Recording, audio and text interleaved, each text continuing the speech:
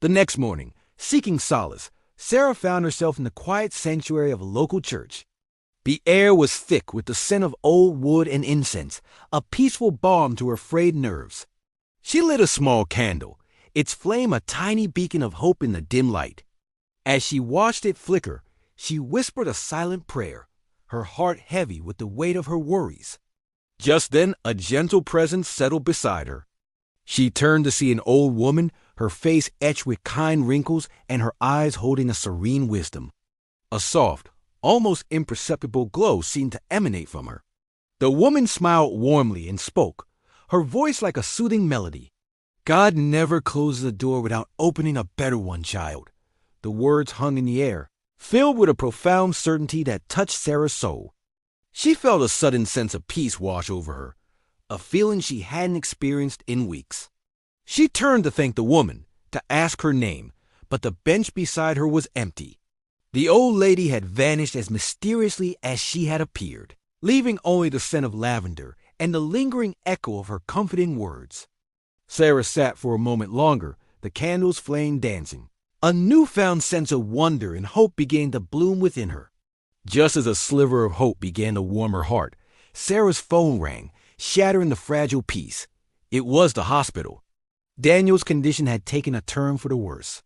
Rushing to his side, she found him pale and weak, tethered to a web of tubes and monitors.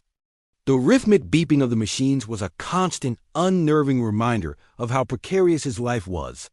She held his hand, its coldness sending a fresh wave of fear through her. A doctor approached, his expression grim. "His body isn't responding as we'd hoped," he explained gently. "There's an experimental treatment that could help, but it's very expensive and not fully covered by insurance." The words hit Sarah like a physical blow. Expensive.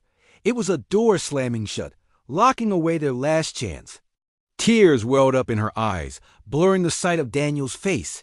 She felt utterly defeated, a tiny boat tossed in a violent storm. Leaning over him, she pressed her forehead against his hand, the hot tears falling onto their joined fingers. In a voice barely audible, a broken whisper filled with desperation, she prayed, "Lord, if you can hear me, if you're really there, please help us. I don't know what else to do." Lost in her grief, Sarah was startled by a soft knock. A nurse entered, holding a crisp white envelope. "This was left for you at the front desk," she said with a kind smile. Confused, Sarah took the letter. Her hands trembled as she opened it. Inside was a single sheet of paper, a hospital invoice for the new treatment. But stamped across it in bold red letters were two words, "Paid in full." Below it, a handwritten note simply said, "From a friend who believes in miracles." Sarah stared at the words, her mind struggling to comprehend. Paid in full? Who? How? A surge of adrenaline shot through her. She had to find this person, to thank them. She bolted from the room, her heart pounding in her chest, and ran down the hallway, bursting through the main entrance of the hospital. She scanned the street, her eyes searching desperately for a familiar face, for anyone who might be this mysterious benefactor. But the sidewalk was empty. There was no one there. Just a soft, gentle breeze that lifted her hair from her face, feeling almost like a tender caress. She stood there, the letter clutched in her hand, utterly baffled and overwhelmed by an act of kindness so profound it felt divine. Returning to Daniel's room, her mind still reeling, Sarah's phone rang again. It was an unknown number. Hesitantly, she answered. "Hello, is this Sarah?" a professional voice asked. "Yes," she replied, her voice still shaky. "This is Mark from Innovate Tech. I know this is out of the blue, but we were reviewing some past applications for a senior project manager role. Your file came up again. The hiring manager was incredibly impressed, and we'd like to offer you the position." Sarah's breath caught in her throat. She had applied for that job months ago and had given up all hope after never hearing back. It was a dream job, a huge step up in her career.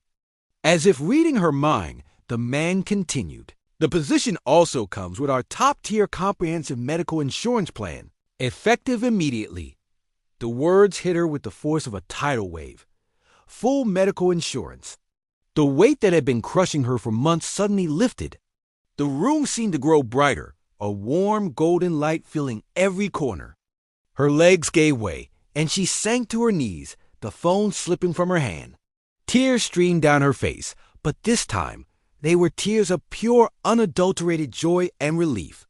It wasn't just a job offer. It was a lifeline. It was a miracle. A few weeks later, with Daniel on the road to a full recovery, Sarah returned to the church. She needed to say thank you, not just with words, but with her whole heart. As she stepped inside, her eyes were immediately drawn to the last bench in the back.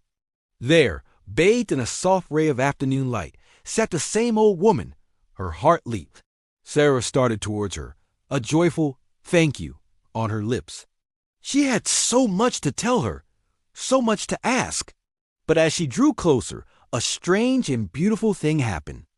The woman's form began to shimmer, to dissolve into 1,000 points of warm golden light. She wasn't disappearing. She was transforming. The light pulsed gently, expanding to fill the space where she had sat. And then a voice, not spoken but felt, echoed through the silence of the church, filling Sarah's very soul. It was the same gentle, loving voice she had heard before, now clear and resonant. God opens the right door at the right time. In that moment, Sarah understood.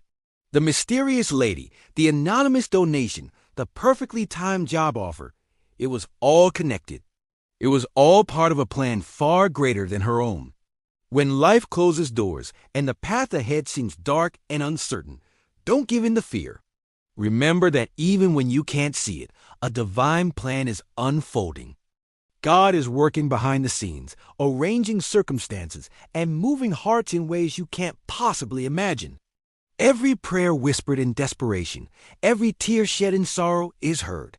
Have faith, hold on to hope, and trust in the timing of your life. Your miracle may be closer than you think.